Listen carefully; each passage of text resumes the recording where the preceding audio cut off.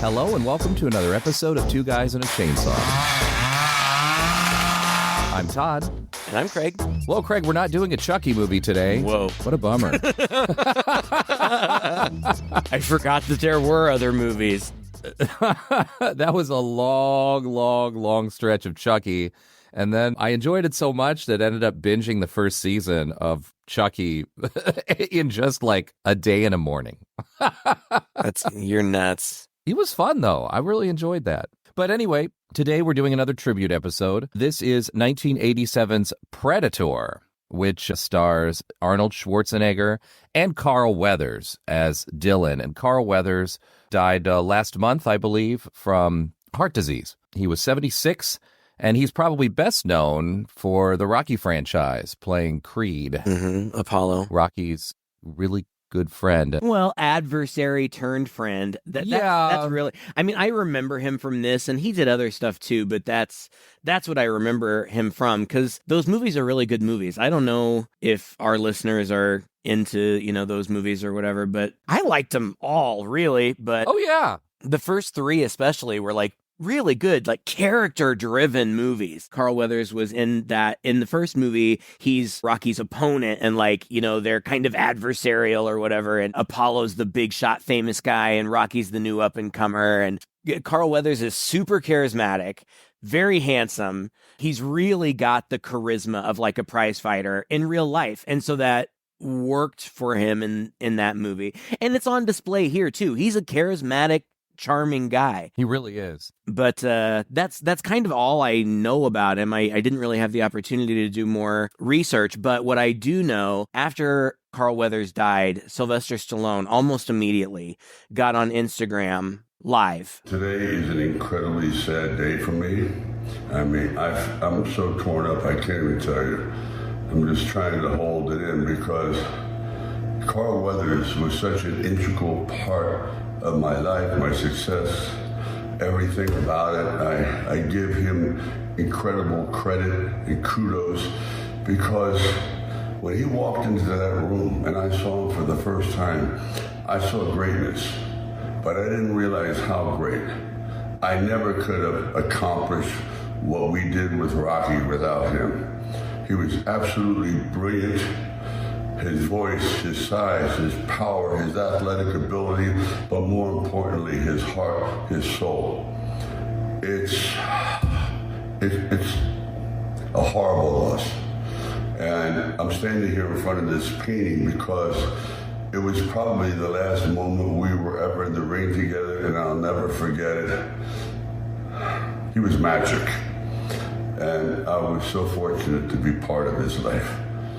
So, Apollo, keep punching.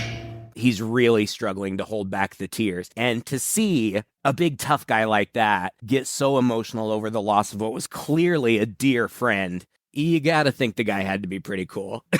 Yeah. Did you see, I think, is it called Stallone or Sly or something? A whole documentary on Sylvester Stallone on Netflix. No, I didn't. There's a similar one called Arnold that's up. And if you're at all interested in these two guys and their careers, you should give it a listen. I think we might have even kind of mentioned this, or maybe just you and I chatted about it briefly some other time, about what an interesting guy Sylvester Stallone is and how he is the closest thing Hollywood has to a self-made man. He was just basically had a dog and was practically homeless and was doing bit parts in movies and not going anywhere. But at heart, he's a writer. And he wrote that movie, Rocky, just basically to survive, and was hoping to sell it, but was really insistent that he direct it. He got a couple offers, but he held out until he got an offer that allowed him to direct. And of course, that just launched him into the stratosphere. And then at this point, he and Arnold, and it's really interesting seeing both of those documentaries. I have to feel,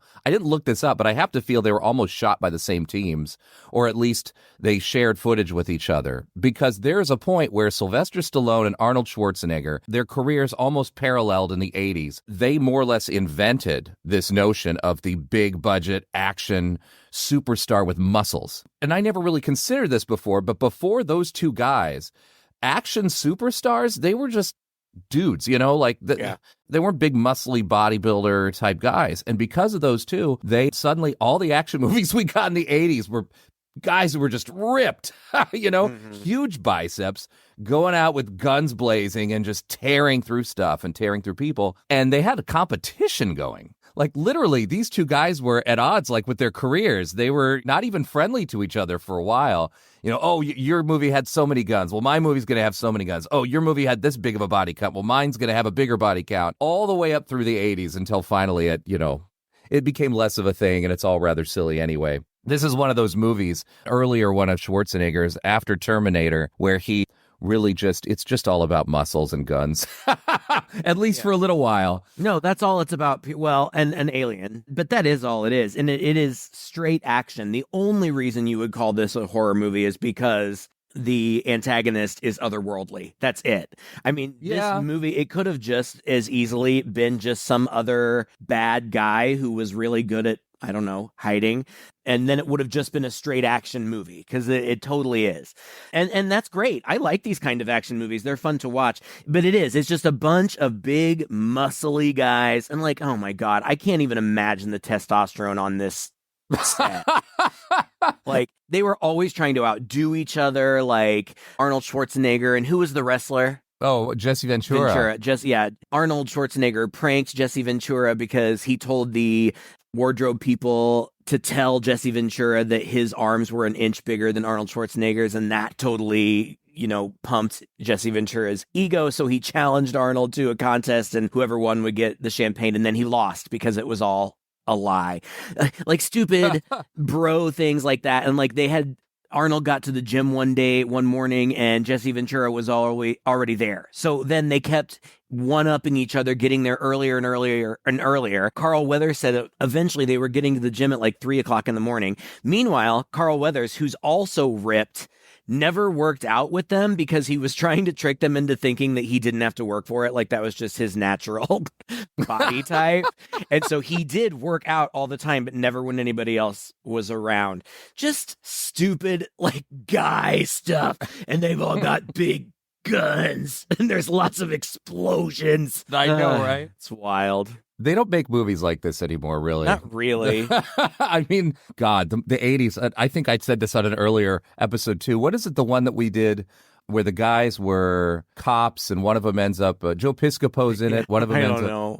Dead Heat? Dead Heat, that's it. Well, we did Dead Heat, which is kind of a parody of, well, not these kind of movies, but similar movies in the 80s. And there's just one scene in the beginning that we talked about how it's just so 80s with insane gunplay. Just the number of rounds of blanks and squibs that they went through in 5 minutes is just way over the top. And that was just what it was like. This is what movies, I think this is what brought people into the theaters in the 80s. And it's funny that you mentioned, because you're right. It is debatable, I suppose, whether this is a horror movie, because I was mentioning to my friends the night before I watched this, I was out at a little party, going away party for a friend of ours, and I said I'm doing Predator for the podcast, and they were like, "That's not a horror movie." I said, "Yeah, it's a horror movie," and they're like, "No, it's not like super scary, like the monster's not creeping around the corner." I'm like, "Well, yeah, he is, but," and then I just started rattling off other horror movies. I said, "Well, is Frankenstein a horror movie then? Because you see the monster in the very beginning and know exactly who he is." "Oh yeah, well that's true, but I mean," anyway, we were going on, and it was a very interesting conversation. And I think I changed some minds and broadened their horizons a little bit about what a horror movie can be. A horror movie can be a slasher, can be a comedy, can be an action movie, all this stuff. And after watching this, I sort of felt like this is more or less Friday the 13th with muscly army guys and Arnold Schwarzenegger as the final girl. You could I think even when the script was getting passed around, it was being talked about as Alien in the jungle. The writers are two brothers, Jim Thomas and John Thomas, mostly known for doing this movie and a few other action, exciting movies from the 80s and early 90s, like Wild Wild West, which didn't do too well, Executive Decision, which I remember enjoying a lot. And the director, John McTiernan, very big-time action director. The year after this, he was directing Die Hard. The Hunt for Red October came next. Die Hard with a Vengeance.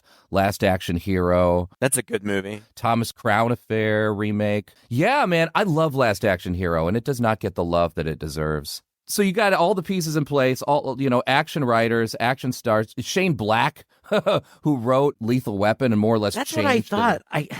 His name was so familiar. I'm like, he's done other stuff. Like, I think he's done stuff not as an actor. Yeah. So he wrote those? Yeah, he wrote the Lethal Weapon movies. He's basically credited with changing the whole landscape of action films in the 80s and these kind of buddy cop things. And also wrote Long Kiss Goodnight, which everybody else loves. I love that movie. Yeah, I think it's way over the top and ridiculous, but that's what's what good it's about it. known for. Yeah. That's what people were going to the theater to see. They don't want to see something tame. That's lame. It's got to be big. The bigger, the better. That's true. Well, and he's in this movie as an actor. So, but back to Carl Weathers. This guy was an all-around athlete. Like growing up, yes, he went to school on a football scholarship. He even played pro football with the Raiders for a few years under John Madden. But he always wanted to be an actor. Like from the get-go, even in high school, he was in school productions. When he was in college, he majored in acting. And when he was doing football, he was as an extra in movies. And he eventually went on to get a master's, I believe, in theater. So he definitely had his heart set, even when he was playing football and sports, on acting from the very beginning. Not one of these like sports stars turned actors later. So yeah, what an interesting guy. And he didn't just play football, man. He was like cross country, track and field, basketball, just all around athlete. And so, well, he has an amazing physique. Like he's a big guy with big muscles, handsome guy. And I'm not surprised. None of this, even though I didn't do the research, I do remember now that he played professional football. I knew that at one point. But all the acting stuff, it doesn't surprise me. He's really good. He's not just some good-looking dummy. Like, no. He's a good actor. Oh, he is. Okay. But didn't know when to quit, huh? Damn good to see you, Dutch. What is this f***ing tie business? Oh, come on. Forget about my tie, man. I heard about that little job you pulled off in Berlin. Very nice, Dutch. Good old days. Yeah, like the good old days. Then how come you passed on Libya, huh? Oh, that wasn't my style. You got no style, Dutch. You know that. Come on. Why'd you pass? We're a rescue team, not assassins. And I forgot that he's kind of shady in this movie. I had completely forgotten about that. Like, I thought that he and Arnold Schwarzenegger were like this was kind of like their buddy movie. Yeah. And it is a little bit, but they also are, there's tension between them too, and they're angry at each other at different parts. I had forgotten that. Well, apparently, as originally written, this movie was supposed to be just a solo thing. It was just going to be all Arnold Schwarzenegger in the jungle. I don't even understand how that makes sense. That seems dumb. That was a bad idea. Well, smart of Schwarzenegger to bring more guys in. Yeah. Because if it's just the two of them, what do you do? You just watch them tussle for an hour and a half until what? Well, like, how does that end? There are movies like that. I mean, what the Revenant was how long? I don't know. The movie already felt long enough. I couldn't have imagined just seeing Schwarzenegger and this guy in the woods for the whole time. So yeah, it was good. There's a little bit of drama. The movie almost, obviously with the marketing and the name and all that stuff, you know what you're getting into, but it almost pulls a fast one on you because it does start out as a straight up action film with this crack team of commandos who are sent under kind of weird pretexts to rescue a diplomat who found himself on the wrong side of the border and by accident. What? What? The helicopter is downed, and they're to go in and rescue him. And but it's again, like all these movies are, it's this can't be official. It's ex-army military guys who have their own little kind of elite rescue squad, is what he says. They don't do assassinations. Schwarzenegger's character Dutch makes that very clear early on. And tries to clarify, this is a rescue mission, right? Because that's the only kind of thing we do. And he's like, yeah, it sure is. And then later it turns out it wasn't quite that. And then it turns out to be something else altogether. It seems like they are like private contractors, right? Like they are not part of the military establishment. Correct. But then later, Carl Weathers starts giving Arnold Schwarzenegger orders, and he takes them. I didn't understand that. Yeah, you're right, actually. That doesn't make a lot of sense. But also, isn't Carl Weathers a representative of the government? Or I think so. One of the army? I think he's military. Yes, because I think all of these folks, Schwarzenegger's folks, are all ex-military. Yes. And Carl Weathers was like their friend, but he didn't leave. with them. Yes. And Arnold Schwarzenegger thinks that he's jealous, and that's why he's trying to insert himself into this mission, because Carl Weathers is there by surprise when they arrive. They didn't know he was going to be there. And Schwarzenegger like greets him like friendly, but then the military guy says that, what's his name? I don't remember. Dillon. Dillon is Carl Weathers. He's going to go with you. And Schwarzenegger's like, nope, it's just our team, not doing it.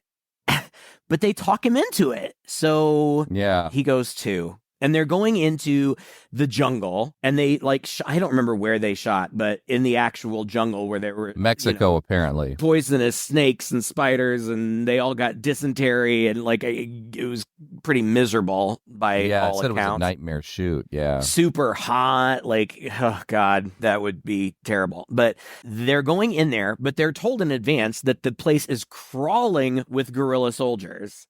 And it is. Mm-hmm. So, I mean, we immediately see Predator POV. Now, of course, if you've never seen this before, you don't know what's going on. But it kind of looks like, what is it called? Infrared or heat. Yeah, it's like infrared camera type stuff. And you're right, we're not exactly sure. Well, there is an establishing shot at the very beginning of the movie as the credits start of a spaceship flying by the Earth and something getting shot off and falling in. So that's right. So an alien presence is kind of established, but you could easily forget that. And like you're right, there is like a Predator POV and they're weird sounds. And, I have to say, like the sound design in this movie, I was really impressed with. And I felt like the sounds of the Predator and the sounds when the Predator was doing the Predator POV added a lot to the horror at a time, particularly early on and for quite a while in the movie, where there's not much horror going on. Like, you have the sense, these guys step out of their helicopter. I wrote in my notes, 2 future governors jump out of the helicopter. Both Schwarzenegger and Jesse Ventura would go on to be governors of California and Minnesota. Oh, that's right. I forgot Jesse Ventura was governor too. So funny. And then they get in their tent and they have their meeting, like you said, and there's this gratuitous biceps shot where the two of them lock arms when they first see each other. I didn't even understand what was happening. It was so crazy, right? Like, that's how they greeted one another. And it's such a like macho power move, like, I am the dominant one. Like, it's so stupid. It's like become a meme, I think, since then. You can see this stuff. The camera just lingers on their 2 biceps as they're doing this little arm wrestle in the middle of the air kind of thing. So weird. And then Arnie beats Carl Weathers, which I don't even know if I buy, because Carl Weathers' arms looked huge. And ironically, Arnold Schwarzenegger lost a bunch of weight for this movie. That's funny, right? Yeah, I know. I think it was like 40 or more pounds or something. I don't remember. It was a significant amount because apparently mercenaries need to be muscular, but they also need to be lean because they have to be fast and like, tactical and stuff. So he actually took off a lot of body mass. So, and there's other stuff, like we meet the other guys. Like, these other guys are fun. Like, they seem like, I mean, they're tough, but they are like loyal. Like, they are a real team and they've got each other's backs. And I don't remember, God, who's the guy that tells the jokes? I love the guy that tells the jokes. That's Shane Black, but I don't remember the name of his character. Williams or something like that? Hawkins. Okay. That's so he, like, they're all in this plane, like, going out to the jungle. He's like, Baby! The other day I went up to my girlfriend. I said, I'd like a little pussy. She said, me too. Mine's as big as a house. And he keeps making these jokes. I'll forget. So the other one... wait. I don't want to mess it up. Maybe you'll just play it, but I remember the punchline. Oh, gosh. So the other day, you can tell, I was going down on my girlfriend, and I said, man, your pussy's huge. Man, your pussy's huge. And she said, why did you say it twice? And he says, I didn't. Oh my God. Oh. And like, he's so, it's funny to me, not because, I mean, the joke is crude, it's really crude.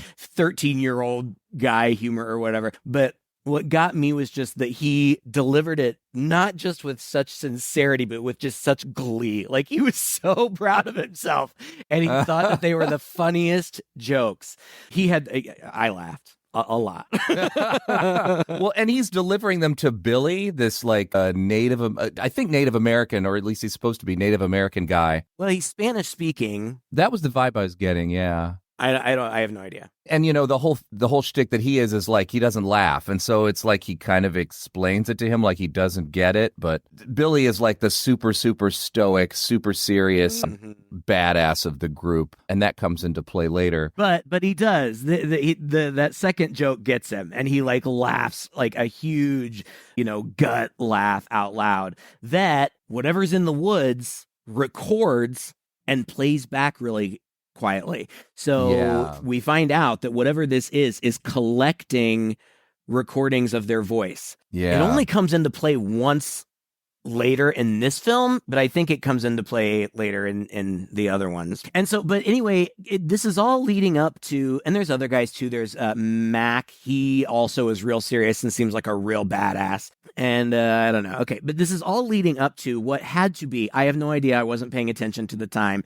It had to be a 15-minute action sequence, right? Oh, yeah. Oh, at least. They get to the camp. Do they find some dead guys first? Yeah, they find 3 bodies, skinned bodies, hanging upside down in a tree. Boy, I forgot how gory this movie was, too. Me too. I guess I'm stupid because I didn't remember mainstream movies this time, being as gory as they were, which also made me think, yeah, definite horror movie. But God, RoboCop was one of the goriest things I've ever seen in my life. Oh, yeah. And it was certainly around this time as well. But yeah, this is a very gory movie for a mainstream action film, I think. And not just like, oh, the guns shoot the guy and so blood splatters, but there's horror type gore. Yeah. There are stabbings and heads exploding and skinned bodies and entrails and people getting their spines ripped out Mortal Kombat style. Yeah.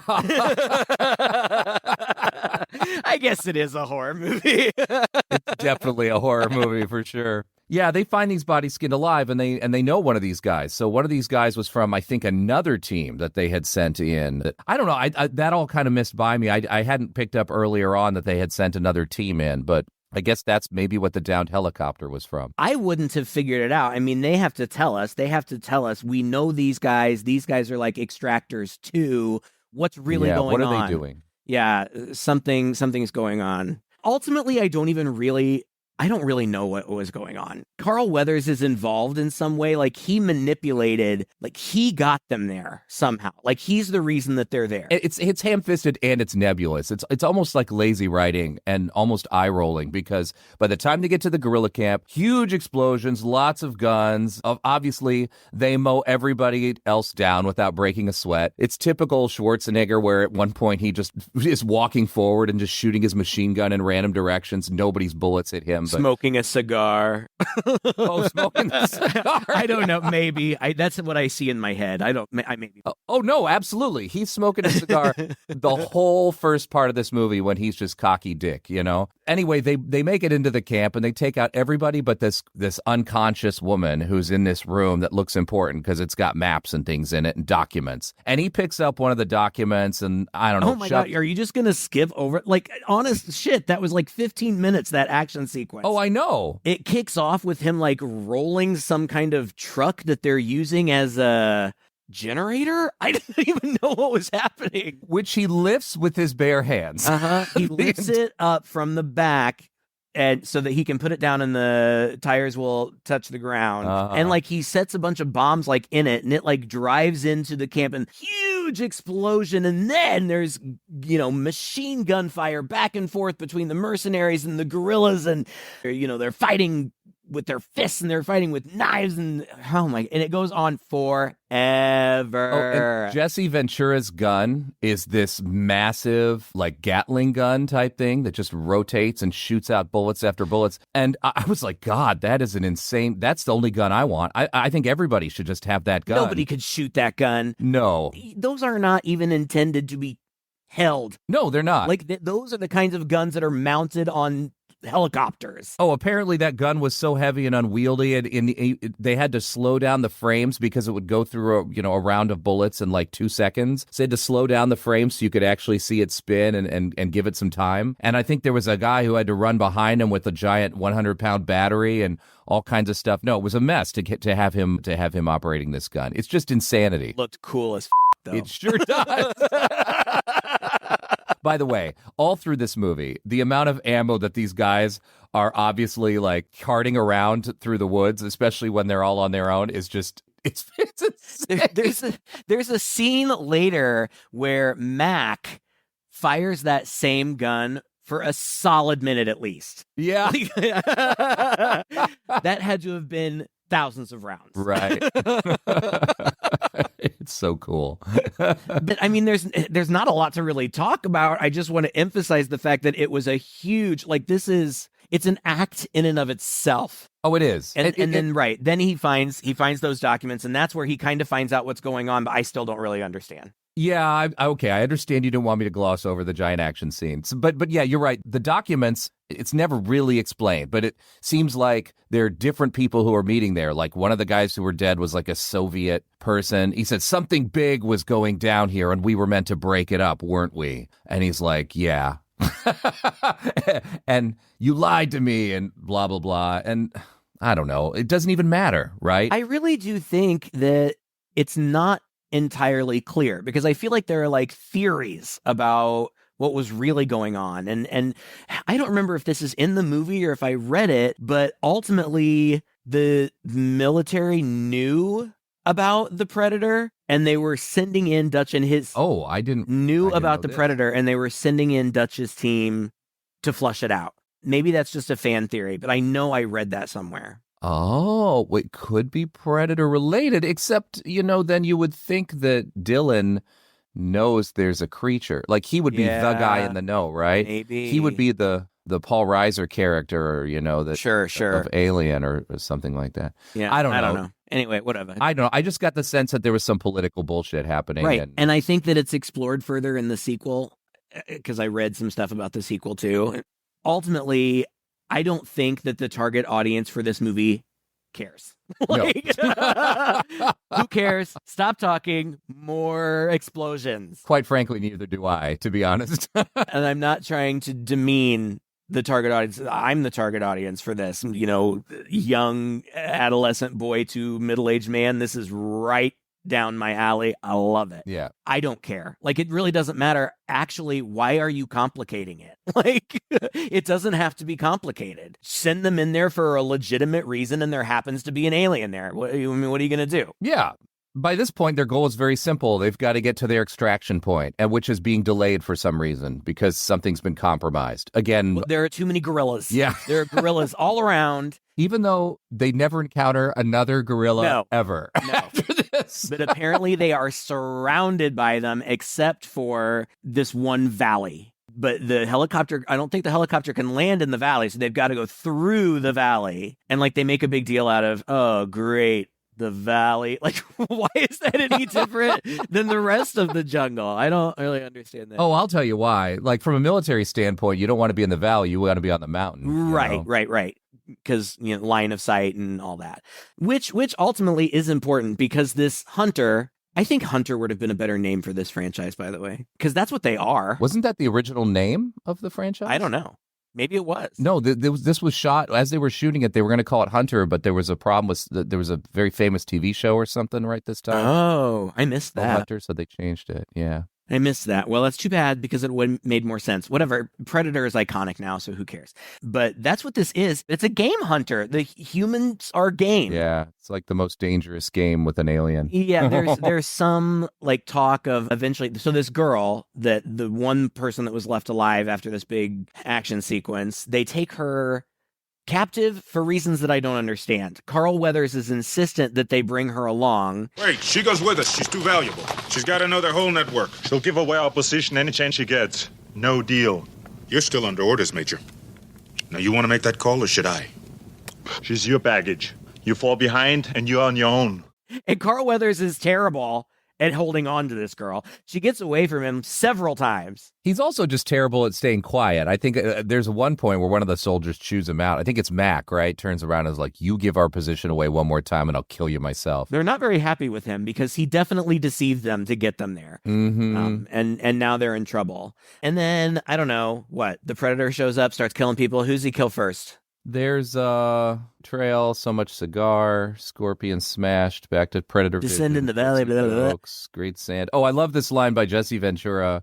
I think this is before the Predator, but one of the guys looks at him and says, "You're hit. You're bleeding, man." He goes, "I ain't got time to bleed." Yeah, that was in the action sequence. And then he throws like a grenade. He goes, "Well, you got time to duck?" I found Jesse man. Ventura to be very amusing. He was so funny. They stop because Billy gets spooked. You said before, like, he's kind of the stoic one, like Yeah. super serious, hyper aware. Arnie's like, "What's going on?" And he's like, "There's something in the trees." And he's right, but they can't see it. Anna runs away for the second time, and Hawkins, Shane Black, chases her and catches her, but then is killed by the Predator. Like, he turns around and I feel like it's standing right behind him. I don't remember if it stabs him or... He swipes at him and in front of the girl. This is this weird, it's like an invisible hand thing, right? All we've seen so far is Predator vision. And I liked the way that this was scaffolded out. I really like this because we see a bunch of Predator vision. We know they're being stalked by somebody or something, but we don't see what it is. And then there's this bit where a guy kills a scorpion on another dude's shoulder and leaves it there. And then the Predator vision comes by and takes the scorpion, but we see up for the first time like a claw type hand. Yeah. In the Predator view, grab the scorpion. So now it's established there's something otherworldly, stalking them, but we still haven't seen it. And then in this scene, we still don't see it, but what we do see is this weird kind of cloaking, like it's invisible, but you can sort of see where the woods kind of, the light bends around it. So it's got some kind of invisibility cloaking device, which I saw a little documentary about this a couple years ago about how they pulled this off at the time, because you would think that this, nowadays this would be like CGI. There was not much CGI happening in 87, not enough for this movie. Way too expensive and complicated. It's so clever. I'm so glad that you're going to explain it, because when I read about it, I was like, that is so clever. Right? They had a guy in the Predator suit, wearing all red, but you can't wear green because the whole jungle's green. So it's all red. And they film that, and then they do the take again, but then they change the lens on the camera. So it's like a wider vision camera, which is going to distort, compared to the first, it's going to distort what you see. So then they just keyed him out. And then they overlaid the footage from the second camera that was shot with a different lens where he was in, where everything was red now becomes the second footage, which is just jungle. So the jungle's just like a little more distorted around that very area where he was. It's so smart, really. Mm-hmm. And it looks kind of just like a shimmer, like a shimmer in the ether. It's reminiscent to me of like heat waves. Yeah. That you see, on a really hot surface. So camouflaged, virtually impossible to distinguish, especially surrounded by all of that nature, surrounded by trees and bushes and, all that stuff. He blends right in. It's cool because even us watching it, it's like Where's Waldo a little bit. Yeah. You have to look because it's just slightly off. But once you find it, there it is. It's very cool. But once you know this and you watch the movie carefully, you can see that they don't move the camera during those scenes when the Predator is there, right? So that they can accomplish this effect. So they can do two takes. Right. At least when he's there, in the cloaking. But she's not killed. This guy's dragged off. And almost immediately they come and they notice she hasn't been killed. And there's something weird. And she sees this green blood that nobody else either sees or is interested in, which I thought was weird. But what they do is track the body, and he finds a mess. I can't remember if it's Mac. I think Mac is the guy who goes and finds. He's like, I found something, but I'm not sure if it's Hawkins or what it is. And they go back and it's just guts. They fairly quickly surmise, I think it's later, but Schwarzenegger surmises that the reason that she was not killed is because she was not armed. Right. These are game hunters, but they are ethical game hunters. Yeah. Right. They want a challenge. They will not attack and kill you if you are unarmed. It needs to be a fair fight, which I respect. Yeah. Those asshole big game hunters who are going and killing lions and shit. If the lions had guns too, fine, that's fair, but they don't, so you shouldn't get to either. You want to go out there and fight a lion? Go for it. Yeah. Be my guest. Otherwise, leave them alone. But anyway, we find out in the second movie that they also do not kill children or pregnant women. Oh.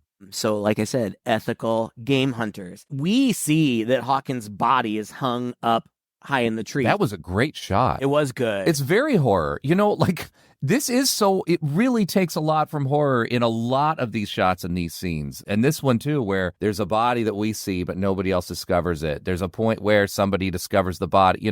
It's way more horror than action in the way some of this is shot. And I thought that was cool. That scene where it just slowly pans up the trees and you're just waiting and waiting and waiting to see what horrible thing it's about to reveal to us. It's really clever. Mm-hmm. She grabs some of the green blood before they take off. She does, but she doesn't say anything about it, but she touches it. Like, I don't think she's like taking it with her. I think that she's just touching it to see what it is. Yeah, and she wipes it on her. She wipes it on her pants.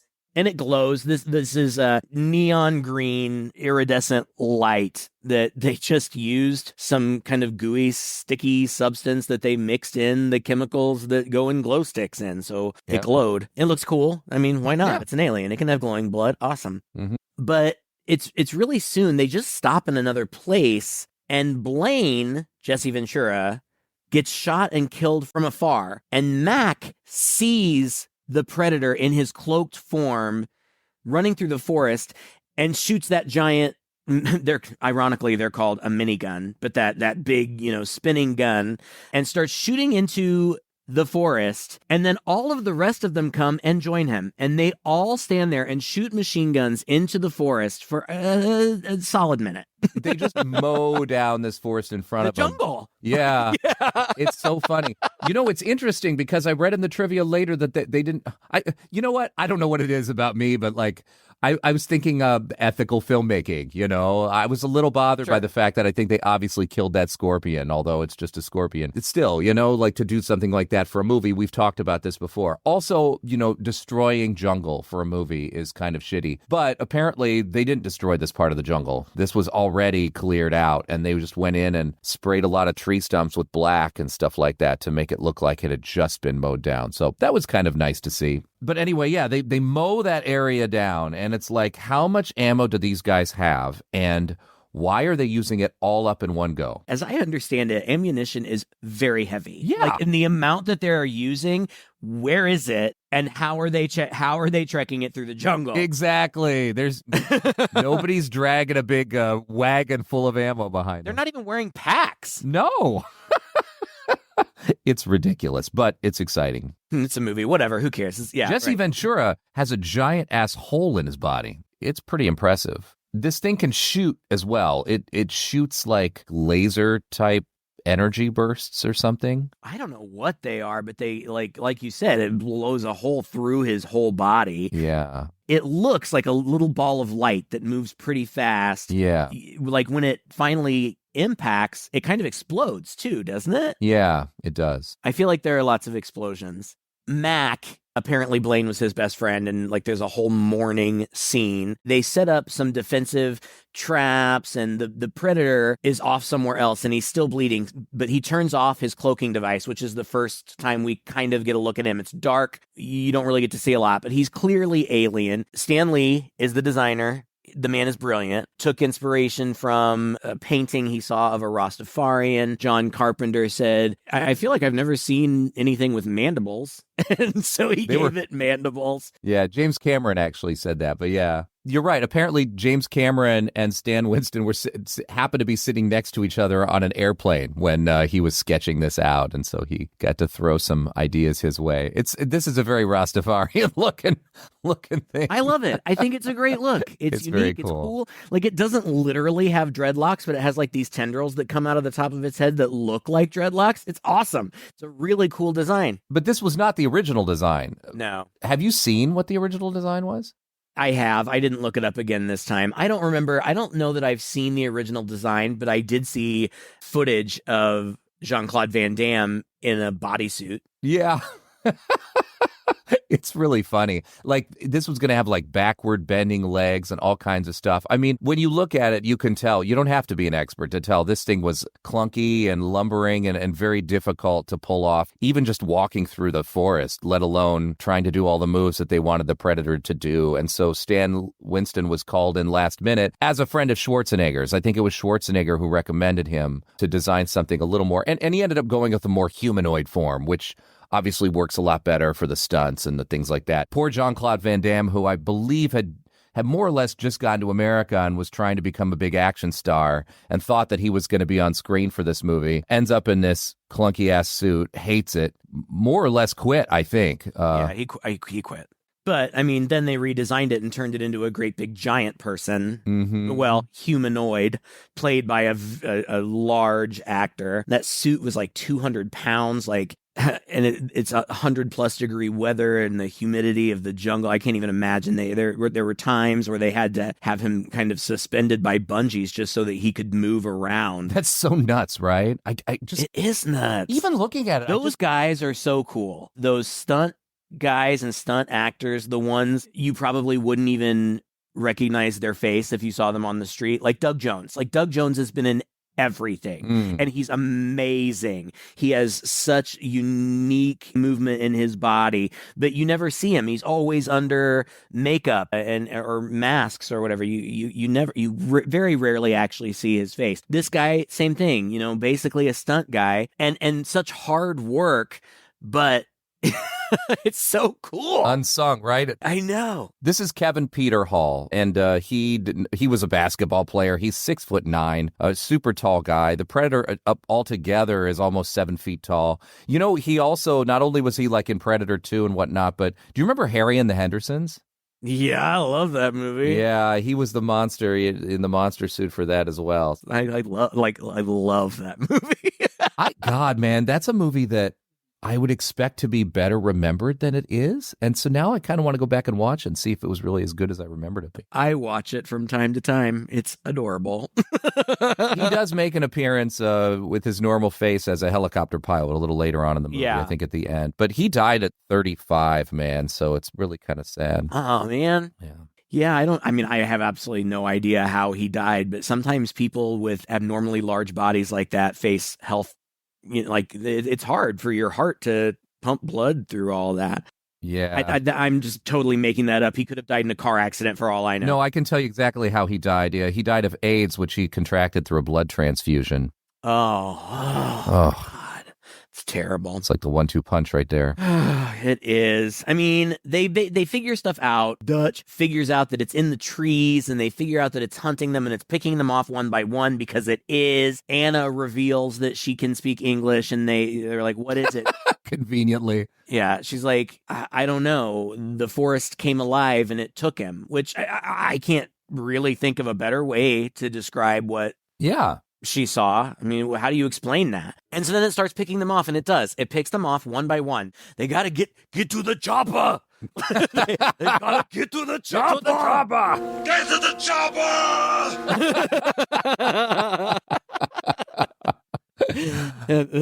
They keep trying to get to the chopper, but the thing just it's literally just trailing them, and whoever's at the back of the herd just gets picked off. Billy resigns himself to his fate. Yeah. He just stands there and waits for it.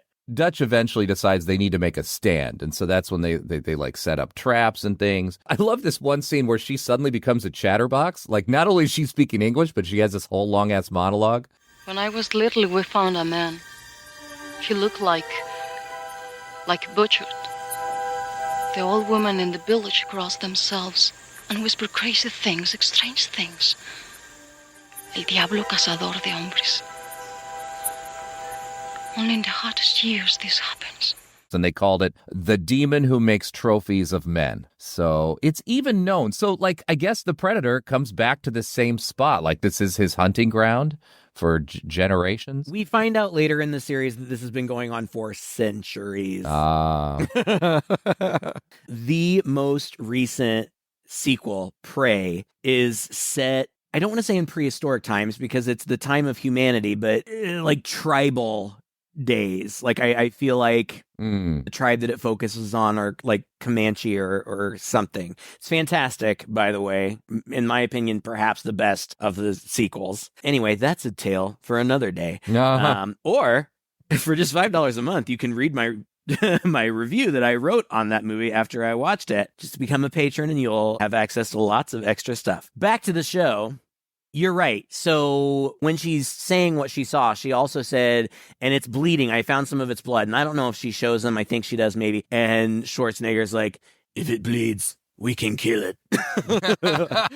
I can't do a good Schwarzenegger. I don't have like the Germanic accent, but Yeah. there's a part where Schwarzenegger, Anna, and like the only other guy besides the two black guys, I think his name's Poncho, who immediately gets killed. Their goal is to get to the chopper. But both Mac and Carl Weathers, Dillon, yeah. they go after the Predator because the Predator has now killed somebody that was close to each of them. Yeah. They don't even particularly care about getting out of there. If they can get to the chopper, they can get to the chopper, but they're most concerned about taking out this thing, which it's so funny to me because like they're a team and they're a pair, and Mac finds it and like points it out to Carl Weathers, and it apparently doesn't see them. It's still cloaked, but they can, vaguely see it. And they hatch this whole strategy where Carl Weathers is going to go around and flush the Predator towards Mac, and then Mac's going to take it out. It doesn't go at all to plan. No. Within the next minute, they are both dead. I was standing there thinking, why don't they just at least shoot at it from here? From there, it's in range. Mm-hmm. I would think. It seemed like it, but maybe it wasn't. Who knows? Mac gets a terrible end. Badass, really, crawling underneath some trees. As he's crawling, he sees these 3 dots on his arm, and when he backs up, those dots are on his head, and it's like a laser sight for the Predator's gun, and it shoots. I think it's kind of funny, right? Like, so we have these laser sights, and that's a very typical action movie thing, right? You see the red dot on your forehead. Mm-hmm. Oh, you know it's in trouble.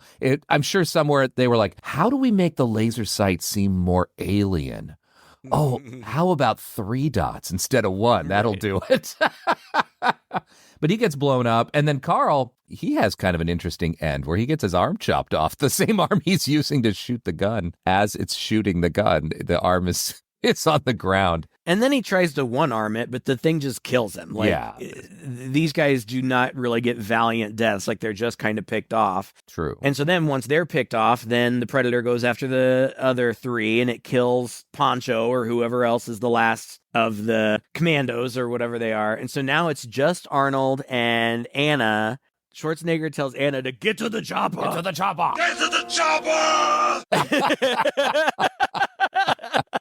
So she goes off in one direction and he goes off in the other direction, and the Predator chases him, and he ends up falling. Thank God. And sliding on his butt, maybe, 15 feet before going off a cliff that had to be, I have no idea. I mean, it was ridiculous. It was so high. And I guess that blew out the stunt guy's knee, that stunt there. Jumping into water, I'm a swimmer. I've jumped into water from a lot of different heights, and I just take it for granted that you're going to be okay when you fall in water. That's what happens when you play video games. But you come in high enough, no, you can, it's like hitting concrete at some point. Right. But he's fine, and he starts going off into the woods. The Predator follows him. He ends up with mud all over him as he's coming out of the water, which I didn't quite understand at the time. I was like, how did he get all this mud? I guess he was crawling through it, and there's this really tense scene where the Predator lands right next to him, and he's just not moving, backed up against and within a bunch of roots of this tree, and the Predator can't see him, and so he immediately surmises that the mud is keeping him protected and out of his sight. So I guess we're supposed to believe that the mud is cloaking his body heat. Yeah, it's dumb. I mean, great, fine, whatever. No, the mud would just heat up, and his eyeballs aren't covered in mud. Apparently, they literally tried this. They tried to shoot the thermal imaging stuff with Schwarzenegger covered in the mud, but it turned out the mud, of course, didn't cover up his body heat at all. So then they were doing this elaborate shit, like trying to ice down the trees and spending all this money, where eventually they just went in and through special effects got whatever they needed. Well, and apparently it was terribly uncomfortable for him. I don't know why. Maybe it was just because it was shot at night. It was really cold and it dropped his body temperature. I mean, it literally did drop his body temperature. Yeah. He was shaking. I read that before I saw it, and I imagined it, but I felt like I could see him shivering. A little bit.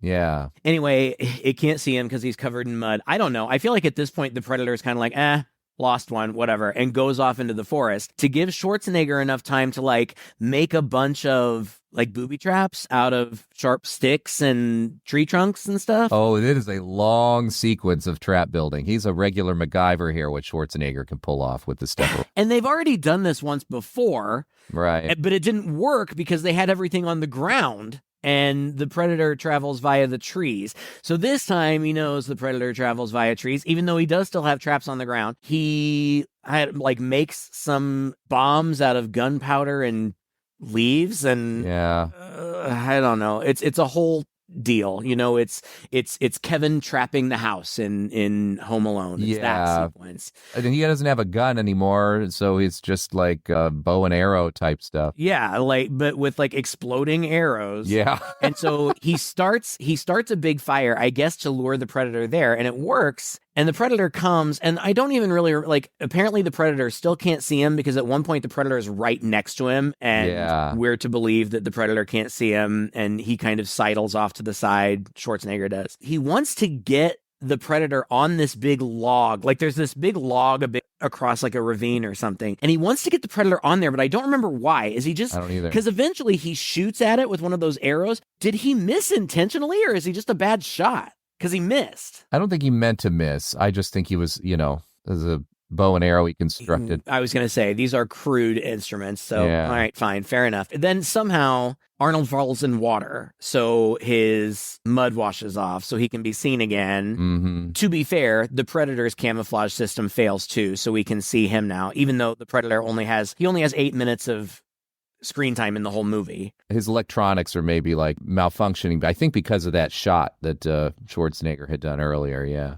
But Maybe. He picks him up and actually has him pinned by the neck up against a rock. And then he does something very interesting. He walks away, and just in front of Schwarzenegger, while he's just standing there, he starts to take off his mask to reveal himself. And I guess that the idea is, once again, he doesn't want to kill an unarmed guy, or he's so impressed by this guy's, ability to evade him and fight back that he wants to make like he's a worthy adversary. Yeah. So fair fight. Yeah.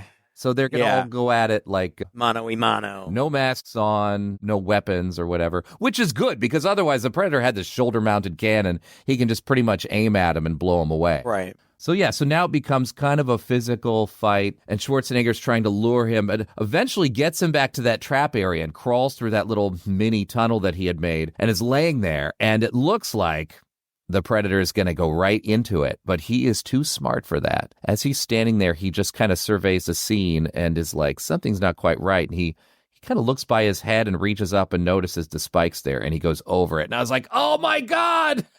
I know. Up until that point, I don't feel that you emphasized enough that this is a physical fight, but Arnold Schwarzenegger is getting the shit beat out of him. Oh, he so is.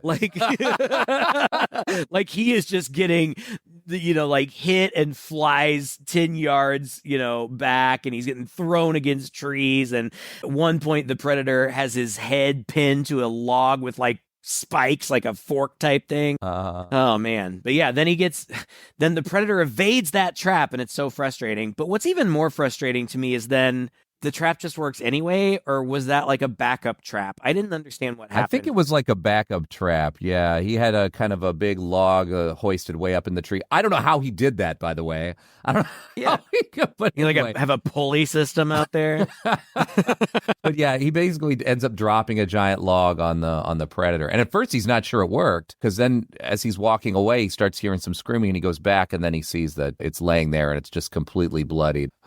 And that seems to be the end. However, he's not too injured to laugh. Well, he pushes some buttons on the pad on his arm, and something starts to happen on it. It's not difficult to figure out, as Dutch figures out immediately, that it's a countdown. I also thought that it was interesting that Schwarzenegger, when he sees that the Predator is still alive, picks up a giant rock like he's going to finish him off, but then he doesn't. Yeah. That was, I don't know if that was... move.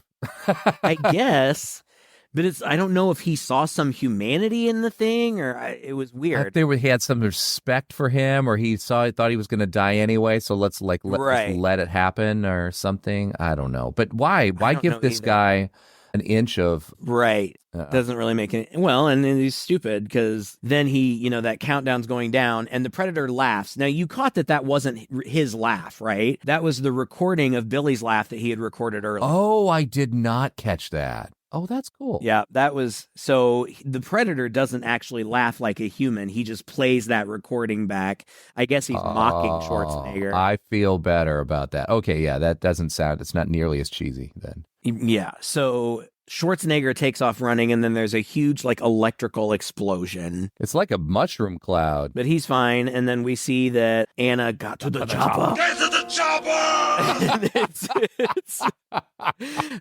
We didn't do his other taglines. He's got 3 taglines in this movie. If it bleeds, we can kill it. I think I did that one already. And then when the Predator has Arnie held up by his neck, pinned against a tree, and he's got his mask off, and his mandibles kind of are moving and open up a little bit, Arnie says, You one ugly motherfucker.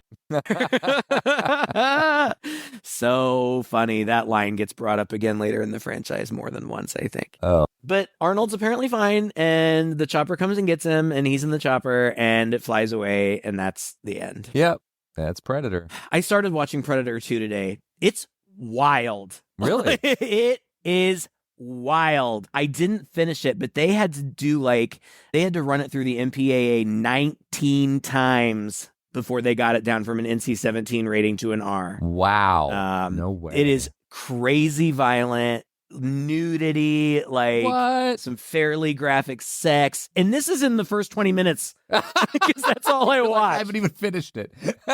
No, it's crazy. And Danny Glover is the lead guy, and there's other good people in it. I didn't finish it, and I think I've seen them all. There was Predator, and then there was Predator 2, and then I think that it went away for a long time because Predator 2 didn't do very well. And then there were the Alien versus Predator spin-offs, 2 of those. And then Predator came back with The Predator and Predators. Right. One of those, I don't remember which one it is. I think it was Predators, starred Adrian Brody, who really beefed up for the role. And the premise of that one was that the Predators had taken a bunch of humans to a game reserve on another planet. So the human beings weren't the only other creatures, and the Predators all had different weapons and tactics, and they had hunting dogs, but of course they're not dogs, they're alien dogs. It's crazy. That one was kind of wild. And then I already mentioned Prey, which is a prequel from hundreds of years ago. I loved it. You're not the only person to say they loved it. When I brought it up the other night to that group, somebody was like, "Oh my God, have you seen Prey? It's amazing." Yeah, it's really good. But anyway, I don't know. I mean, I liked this. I was telling my friends at work today, by the way, part of the reason that we're doing this is because my friend Rob, who I have lunch with every day in my classroom, he teaches with me in my department. He's a fan of the podcast, and he texts me about the podcast sometimes, and he texted me, he's like, "Carl Weathers died. Does Predator count as a horror movie?" And I wrote him back, I'm like, "Hell yeah." So thanks, Rob, for the suggestion. But I was telling my friends at work, I didn't like it as much as I remembered liking it. I remember when I was a kid thinking it was so cool. And I don't know if just my sensibilities have changed. I still enjoyed it, but at an hour and 47 minutes, it was a little long for me. Yeah, I felt the same way. There was a point at which I was getting a little bored. But I could see if I had paid money to go into the theater and sit down, and this was my sole focus and my only option. It's actually kind of engrossing to see how is this guy going to survive. And it's really around the point, I think, where it's just one guy against the Predator where it starts to feel a little long. At least it did for me. But, the trap setting and all that stuff, and then the back and forth between the two of them. I mean, it's good filmmaking. It is. It's well structured. It's very, but I don't know. I think maybe also our sensibilities have changed. Like movies they move faster, they pack more into a shorter period of time. Well, and like you said, they just don't really make movies like this anymore. Yeah. The closest thing that I can think of would be Mission Impossible, or maybe even better, The Fast and the Furious, where it's so focused on the action pieces that the story, there's a story, but who cares? And you know what? That's not necessarily to say things have improved. To be honest with you, I get kind of bored at these all-action movies myself. At any point, they just feel unrealistic. Like everything is happening and, people are flying through the air. And I mean, you can do anything now with stunts and, Oh, yeah. So it's almost comical how ridiculous and over the top things get. One thing that was kind of nice about this movie was how more grounded it felt as an action film, Aside from the fact that there was an alien with cool technology, it did. It felt, the people never did anything that people couldn't do. Right. It wasn't like martial arts flying through the air and all kinds of crazy stuff. Yeah. So anyway, I liked it overall. I mean, it was fun nostalgia. It's a major callback to a different time. It was nostalgic for me. I told you this privately, but my dad was a big fan of these movies and these big action heroes, and so that was something that we could do together. And I have great memories of watching these movies with my dad, and he would get so excited. Oh, that's awesome. He would get really excited about these action movies. He'd be like, that was so cool. So it's nostalgic for me for that reason. Through my current lens, I'm not going to rush out and go back and watch all of the Schwarzenegger, Rambo, Stallone, Steven Seagal. I'm not going to run out and go back and watch all of those. I'm not that nostalgic for it. But this was a nice little return to something from my childhood and a great opportunity to pay tribute to the great Carl Weathers, who seemed to be a very cool guy. You said he was 74 or something like that? 74, 76. I mean, that's a pretty good run, but by today's standards, that's still relatively young. It is. I hope his family has found peace. It's been a little while now. He was a good guy, and I'm happy that we had the opportunity to talk about him. He was busy. He's been on The Mandalorian, I think, for the last few years. Oh. I have not watched The Mandalorian, but I do believe he was nominated for an Emmy for his performance on that. So working up to the very end. Well, thank you so much for listening to this podcast. If you enjoyed it, please share it with a friend. As Craig said, you can find us on Patreon as well if you want access to a whole bunch of behind-the-scenes stuff and extra things that we do for our patrons. That is patreon.com/Chainsaw Podcast and also chainsawhorror.com, where you can find our website. Leave us a comment there on any of our social medias. Let us know what you thought of this episode and give us some requests for films you'd like us to do in the future. Until next time, I'm Todd. And I'm Craig. With two guys and a chainsaw.